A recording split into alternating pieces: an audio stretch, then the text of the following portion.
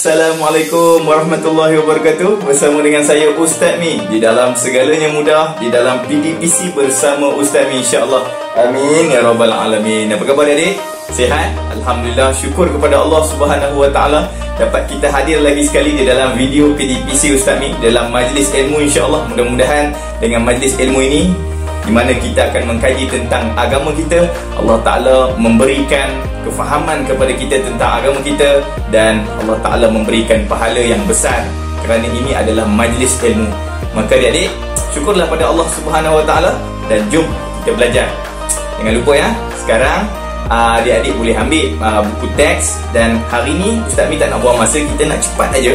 Hari ni kita akan belajar pendidikan Islam KSSM tingkatan 1 bidang akidah pelajaran yang ke-17. Adik-adik boleh ambil buku teks. Okey, hari ini tajuk kita konsep ibadah dan jenis hukum. Konsep ibadah dan jenis hukum. Adik-adik ambil buku teks, rujuk buku teks pendidikan Islam tingkatan 1 muka surat 96 hingga 97. Okey adik, dah ambil belum? Dah ambil? Betul? Okey, cantik. Sebab apa? Sebab bila kita ada buku teks, mudah kita nak buat rujukan. Adik-adik boleh tengok di paparan Ustaz Mi. Di samping itu adik-adik boleh tengok dalam buku teks. Jadi mudahlah kita. Itulah di antara cara kita untuk belajar. Okey adik-adik, dah sedia? Okey, kalau dah sedia, jom kita baca doa. Bismillahirrahmanirrahim. Alhamdulillahirrabbilalamin. Wassalatu wassalam ala sayyidil mursalin wa ala alihi wa sahbihi ajma'in. Rabbi syrahli sadri wa yassirli amri wa hlul uqdatan min lisani yafqahu qawli. Amin ya rabbal alamin. Okay adik, dah sedia? Okay, hari ini kita akan belajar, tajuk kita ialah konsep ibadah dan jenis hukum. Okay, sebagaimana biasa sebelum kita nak belajar, kita kena tahu dulu apakah objektif pembelajaran kita. Okay, objektif pembelajaran kita pada hari ini ada 4. Yang pertama, kita akan tahu berkaitan dengan maksud ibadat. Ibadat tu apa? Ibadat tu apa? Ibadat tu apa? Jadi kita kena tahu. Yang kedua, jenis ibadat. Ibadat dia ada jenis dia. Apa jenis ibadat tu? Nanti kita akan tahu. Yang ketiga, jenis-jenis hukum. Okey, di dalam ibadat-ibadat kita ada hukum-hukum yang ditentukan oleh para ulama. Jadi apakah hukum-hukumnya? Jom kita tengok nanti. Itu yang kita akan tahu nanti. Dan yang keempat, cara memastikan diri menepati hukum syarak. Cara kita nak memastikan diri kita sentiasa berada di dalam tuntunan syarak, iaitu menepati hukum syarak. Okey adik, faham? Cantik. Okey, bila kita dah tahu objektif pembelajaran, jom sekarang kita akan belajar satu demi satu, insya-Allah. Okey. Okey, ini yang pertama adik-adik, iaitu maksud ibadat. Apakah maksud ibadat? Yang pertama, ibadat dari segi bahasa. Ibadat dari segi bahasa ialah tunduk dan patuh kepada Allah Subhanahu Wa Taala. Itu ibadat. Kita tunduk dan patuh kepada Allah. Yang itu dari segi bahasa, maksud ibadat. Faham adik? Okey, itu yang pertama. Yang kedua, dari segi istilah. Dari segi istilah, ibadat ialah semua perkataan dan perbuatan. Okey, semua perkataan dan perbuatan. Okey, ada 2 P di situ. P yang pertama perkataan, P yang kedua perbuatan. Jadi, yang pertama ni semua perkataan dan perbuatan. Yang kedua, zahir atau batin. Zahir atau batin. 2 P tadi, zahir dan batin. Semua perkataan dan perbuatan zahir dan batin yang disukai dan diredai Allah Subhanahu Wa Taala. Ini adalah daripada segi istilah. Okey, dapat ingat tak formula yang Ustaz Mi bagi tadi, yang mudah tadi, 2 P tadi, mulakan dengan 2 P. Semua P yang pertama perkataan dan perbuatan zahir dan batin yang apa? Yang disukai dan diredai Allah. Jadi ada 3. Semua pandai perkataan dan perbuatan. Kemudian yang kedua, zahir dan batin. Yang ketiga, yang disukai dan pandai dan diredai Allah. Cantik dari Allah Ta'ala bagi kita faham hari ni.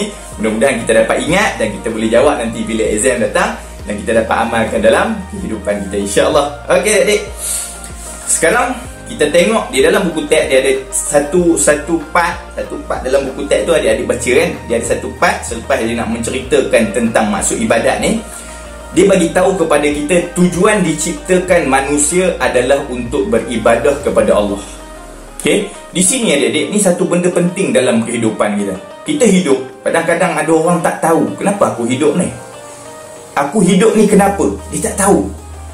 Adakah aku hidup ni nak seronok-seronok? Adakah aku hidup ni nak merasa saja kehidupan dunia? Adakah aku hidup ni sebab aku nak nak berkeluarga, merasa kehidupan berkeluarga, merasa kehidupan berkerjaya, ada duit, boleh guna duit untuk kehidupan. Adakah itu saja? Adakah itu? Dia jadi satu masalah. Sebenarnya adik-adik, tujuan hidup ni satu benda yang penting. Kita jangan sekali-kali lari daripada tujuan Allah Ta'ala menciptakan kita. Ni penting adik-adik. Nampak macam simple saja, tapi kita kena faham kenapa Allah Ta'ala jadikan kehidupan kita atas dunia ni. Kita kena faham tu adik-adik. Sebab Allah Ta'ala sebut dalam Quran, afahasibtum annama khalaqnakum abasa. Adakah engkau menyangka, kata Allah, aku jadikan kamu atas dunia ni, ciptakan kamu atas dunia ni abasa, sia-sia begitu aja. Saja-saja aku buat, saja-saja aku hidupkan kamu, saja-saja aku ciptakan kamu, saja-saja aku bagi kamu kehidupan atas dunia ni. Bukan. Jadi jawapannya apa adik-adik? Adik-adik tengok dalam ni.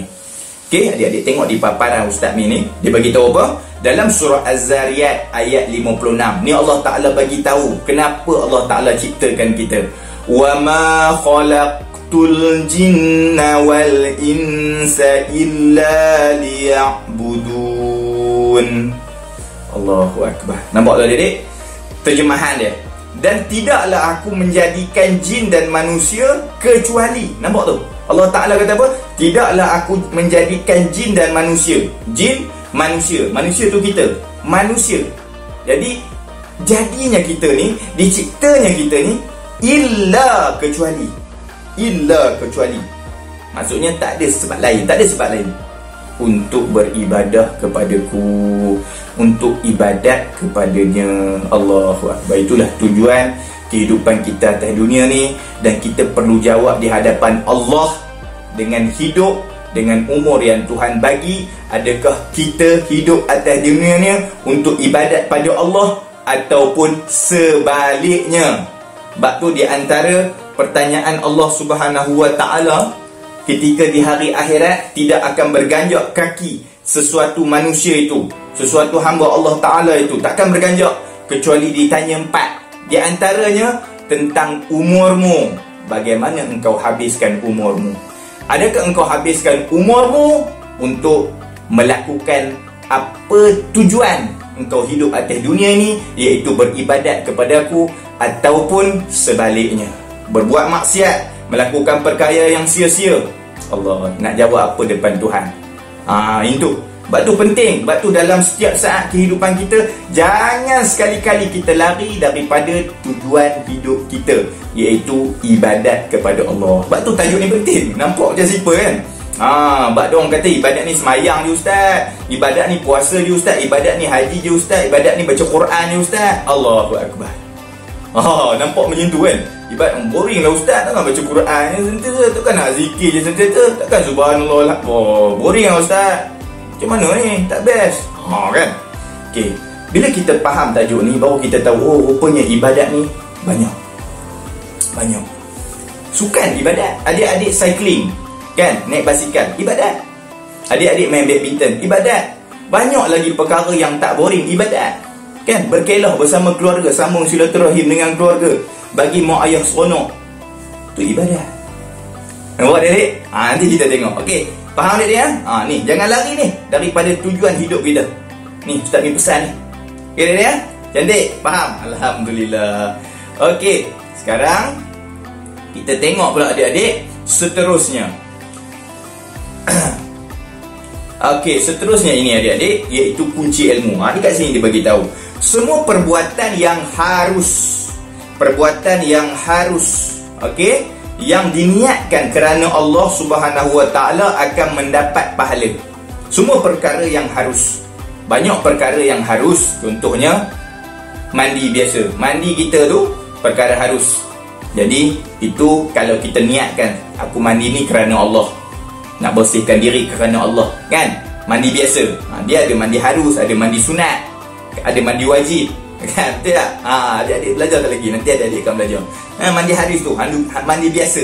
Yang pagi-pagi tu adik-adik nak pergi sekolah tu, mandi biasa, pagi-pagi mandi pergi sekolah, kan? Itu mandi harus, kan? Mandi biasa setiap hari, kan? Jadi kalau kita niatkan kerana Allah, dapat pahala tak? Tengok tu dia kata apa? Semua perbuatan harus yang diniatkan kerana Allah akan mendapat pahala. Dapat pahala adik-adik. Harus pun dapat pahala. Sebab apa? Sebab dinilaikan ibadat apabila kita niatkan kerana Allah. Faham adik? Cantik. Alhamdulillah. Okey, sekarang kita tengok jenis-jenis ibadat. Okey, kita nak mula dah adik-adik. Kita tengok jenis ibadat. Jenis ibadat ada dua. Peace. Dua. Satu, dua. Okey. Dua. Ibadat yang pertama dipanggil ibadat umum. Ibadat umum. Ibadat umum. Pandai. Nombor dua, ibadat khusus. Ibadat khusus. Ibadat khusus. Pandai. Ibadat khusus. Jadi ada dua. Ibadat umum satu, ibadat khusus satu. Okey, kita fahamkan pula ibadat umum ni apa? Ibadat umum ni lebih meluas. Jom kita tengok apa dia. Ibadat yang meliputi segala aspek kehidupan. Dihitamkan di situ segala aspek kehidupan. Okey, maknanya dia meluas. Dia meluas. Segala aspek kehidupan, dia umum. Sama ada berkaitan dengan hubungan manusia sesama manusia atau dengan makhluk lain dan tidak bertentangan dengan syariat Islam. Dia dihitamkan di situ segala aspek kehidupan, maknanya meluas. Sama ada berkaitan hubungan sesama manusia ataupun dengan makhluk lain dan tidak bertentangan dengan syariat Islam. Nampak adik? Tak bertentangan dengan syariat. Itu penting. Tidak bertentangan dengan syariat Islam baru dipanggil ibadah. Okey, itu ibadah umum. Apa contoh? Makan. Makan, ibadah umum. Minum, ibadah umum. Berniaga, tu hubungan kita sesama manusia. Berniaga, ibadah umum. Bekerja, mencari rezeki, ibadah umum. Sebab dia aspek dalam kehidupan kita yang meluas. Pandai. Okey, ibadat khusus. Ibadat khusus yang kedua, ibadat yang ditetapkan oleh syariat Islam. Yang ni dia skop tu. Tetap tu, ditetapkan. Maknanya dia ada di dalam Quran, dia ada dalam hadis, arahan Allah di dalam tu. Ditetapkan dalam tu. Dihukum wajib untuk kita buat. Tak buat berdosa. Nampak tak adik? Okey. Ditetapkan. Tu maksud ditetapkan oleh syariat Islam. Dari segi cara, rukun dan syarat-syaratnya. Dan setiap yang ditetapkan dalam syariat Islam tu, dalam tu dia ada cara dia ada rukun dia ada syarat-syaratnya yang tidak boleh diubah. Tetap. Tu dia punya yang adik-adik kena pegang tu. Tetap, ditetapkan oleh syariat Islam. Cara dia, rukun dia, syarat dia dan tidak boleh diubah. Faham? Faham. Contoh, solat ada cara tak? Ada. Yang kita semayang tu, cara lah tu. Cara. Ada tak rukun solat? Ada. Berapa perkara rukun solat? 13. Ada tak syarat-syarat solat? Ada syarat wajib dia? Ada tak syarat sah dia? Ada. Kenalah baru kita faham kan? Baru kita faham. Inilah dipanggil ibadat khusus. Begitu juga dengan puasa, begitu juga dengan zakat, begitu juga dengan haji. Dia ada cara dia, cara. Dia ada rukun dia, rukun. Dia ada syarat dia, syarat. Okey, jadi ada 3 ni tidak boleh diubah sama sekali sebab telah ditetapkan dalam Quran dan juga di dalam hadis Nabi Muhammad sallallahu alaihi wasallam. Faham tak adik? Cantik. Okey, kalau adik-adik dah faham, kita terus kepada jenis-jenis hukum. Okey, apabila kita dah tahu tentang ibadat umum, ibadat khusus, dan setiap ibadat ni dia ada hukum-hukum dia. Hukum-hukum yang telah ditetapkan oleh para ulama ada 5. Berapa adik-adik? 5. Berapa adik-adik? 5. Cantik. Ada 5. Yang pertama, wajib. Nombor 1, wajib. Nombor 2, haram. Nombor 3, makruh. Nombor 4, sunat. Nombor 5, harus. Wajib, haram, makruh, sunat, harus. 5. Okey, kita tengok wajib tu apa dan beserta contoh dia. Kita tengok. Wajib mendapat pahala jika dilakukan dan berdosa jika ditinggalkan. Buat dapat pahala, tinggal dapat dosa. Buat dapat pahala, tinggal dapat dosa. Contoh, solat, semayang. Kedua, puasa. Dan ketiga, zakat. Solat, puasa di bulan Ramadan dan juga zakat. Solat, buat dapat pahala tak? Dapat. Kalau tinggal solat, berdosa tak? Berdosa. Itulah hukum wajib. Pandai? Faham? Bagus. Okey. Yang kedua, haram. Haram pula mendapat pahala jika ditinggalkan dan berdosa jika dilakukan. Contohnya, minum arak, mencuri dan berjudi. Okey? Tinggal dapat pahala, buat dapat dosa. Itu haram. Okey, faham? Contoh, minum arak. Tengok kawan-kawan minum arak. Kita tahan hawa nafsu kita, kita tahan kemahuan kita dan kita tinggal. Tinggal tu tadi dia kata apa? Tinggal. Nampak orang minum arak, kita tinggal, kita tahan hawa nafsu kita, kita pergi berpaling daripada tempat tu dan meninggalkan perbuatan tu. Dapat pahala ke dapat dosa? Pandai, dapat pahala sebab dia tinggal benda yang diharamkan oleh Allah. Okey? Dapat pahala. Kalau dia buat benda yang diharamkan oleh Allah Ta'ala tu, dia ambil, dia join kawan tu, dia minum arak tu, pandai, berdosa. Itulah maksud haram. Tinggal dapat pahala, buat dapat dosa. Cantik. Okey, itu haram. Makruh, kita pergi kepada makruh. Makruh mendapat pahala jika ditinggalkan, tidak berdosa jika dilakukan. Contoh, berwuduk sambil berbual, makan bawang, melewatkan solat fardu. Ni contoh-contoh yang makruh. Okey, kita ambil satu contoh. Berwuduk sambil berbual. Okey, makruh ni kalau kita tinggal dapat pahala, kalau buat kan, kalau buat tidak berdosa.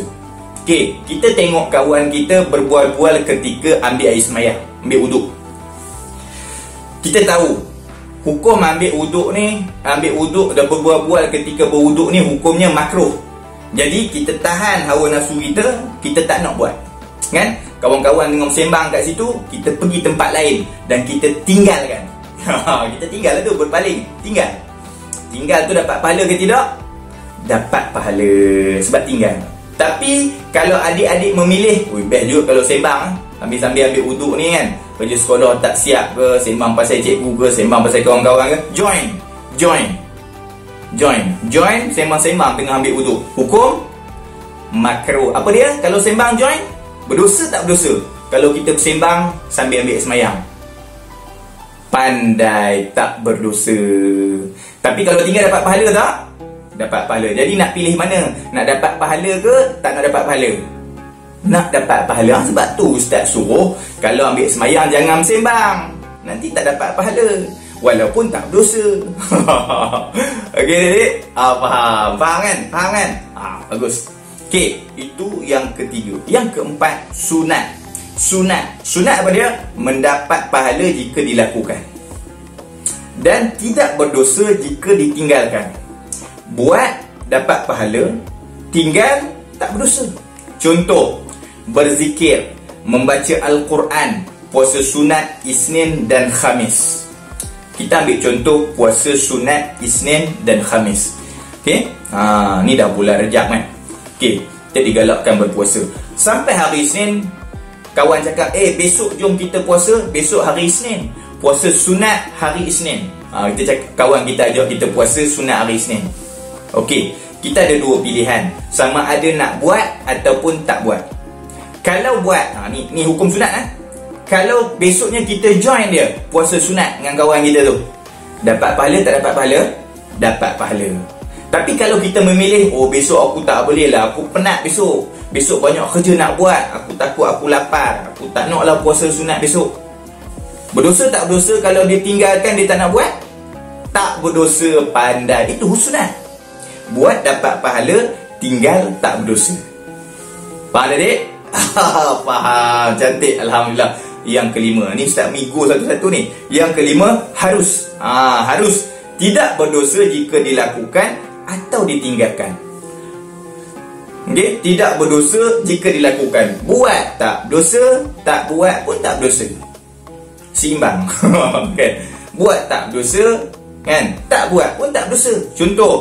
Contoh mandi, contoh makan, contoh beriadah. Okey, faham? Contoh mandi, contoh makan, contoh beriadah. Ni yang Ustaz Mi kata, jangan ingat kita punya orang kata apa, ibadat kita ni hanya baca Quran, zikir, semayang, solat, haji, zakat, tu semua ada hukum dia. Dan semua itu dipanggil ibadat. Tapi ada satu lagi ibadat, kan? Yang di dalam harus, kalau kita niatkan kerana Allah, dia dipanggil ibadat dan dinilai pahala di sisi Allah. Faham adik? Apa dia? Harus. Buat tak berdosa, tak buat pun tak berdosa.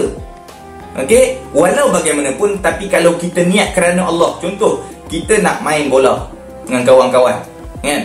Main bola dengan kawan-kawan, kita dapat sambung silaturahim dengan kawan-kawan, kita dapat sihatkan badan. Itu riadah.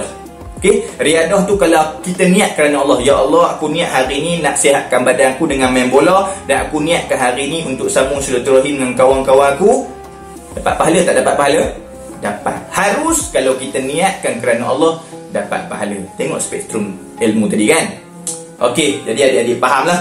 Wajib, haram, makruh, sunat, harus. Kalau adik-adik masih confused lagi, adik-adik boleh ulang. Sebab Ustaz Mi dah terangkan tadi, insya-Allah. Insya-Allah faham. Okey, seterusnya adik-adik, cara memastikan diri menepati hukum syarak. Macam mana cara dia? Ada 4 cara. Yang pertama, mendengar nasihat orang tua seperti ibu bapa, guru dan lain-lain. Ini kita kena dengar. Kita nak menepati hukum syarak ni, kita dengarlah nasihat kawan-kawan. Nasihat kawan-kawan. Kita nak memastikan.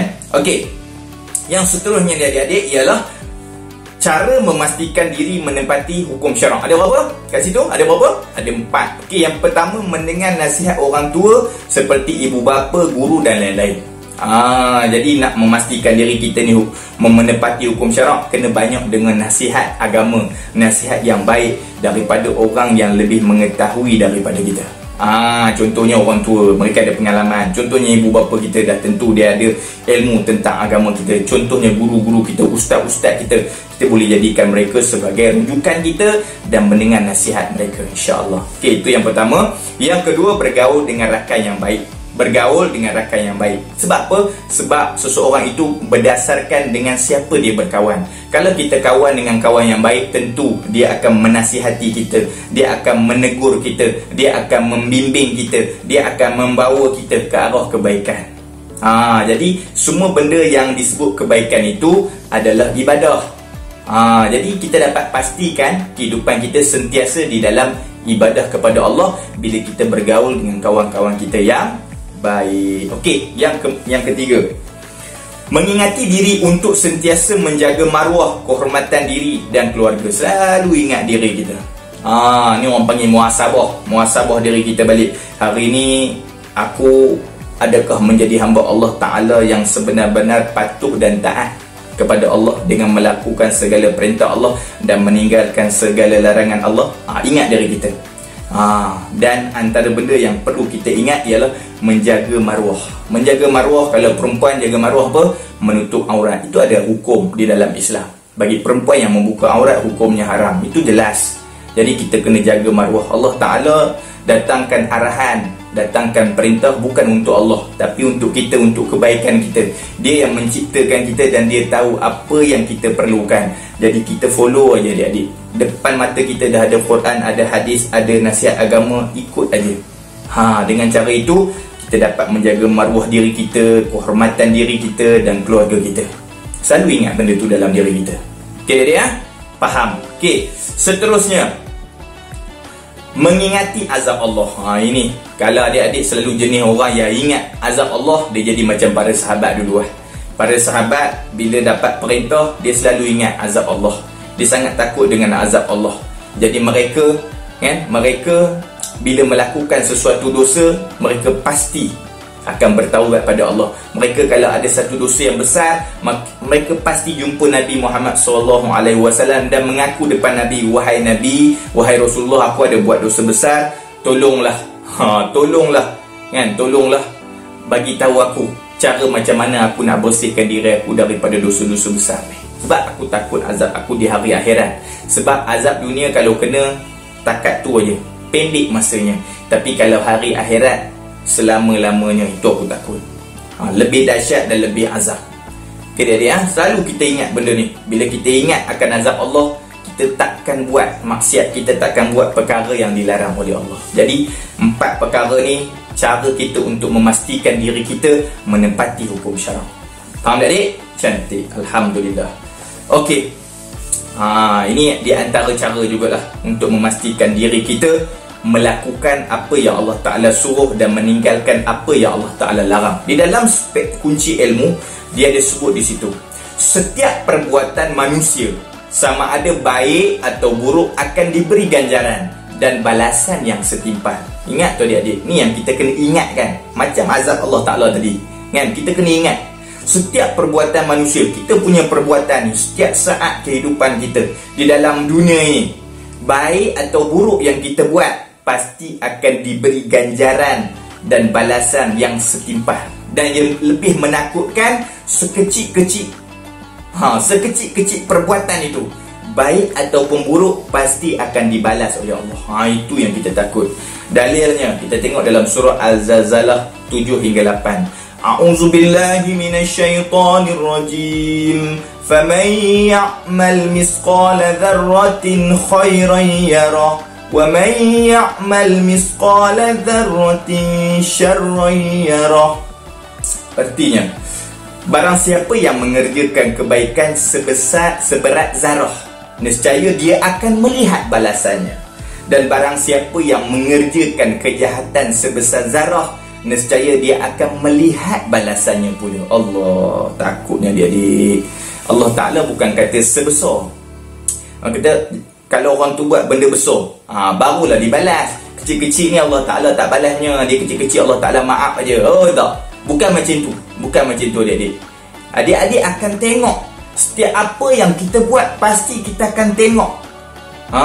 Kita akan tengok, kita mencuri ke, kita cakap benda yang haram ke, kita melakukan perkara yang haram ke, kita melakukan kezaliman pada orang ke, apa saja perbuatan jahat kita, meninggalkan solat, tidak mahu puasa, melekeh-lekehkan agama, mengatakan agama ni tak penting dalam hidup. Setiap apa yang kita buat, apa yang kita kata, yang kata ibadat tadi kan, 2P tu, semua perkataan dan perbuatan, semua tu akan dinilai oleh Allah Subhanahu wa Ta'ala.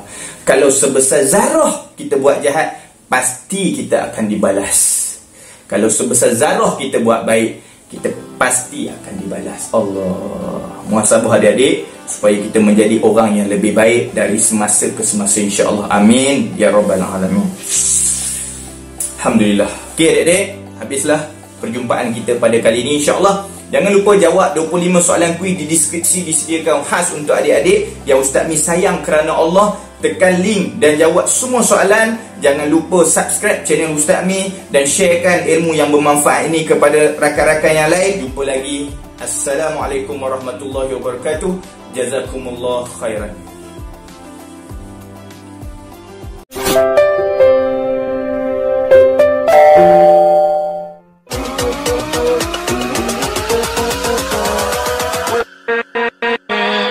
With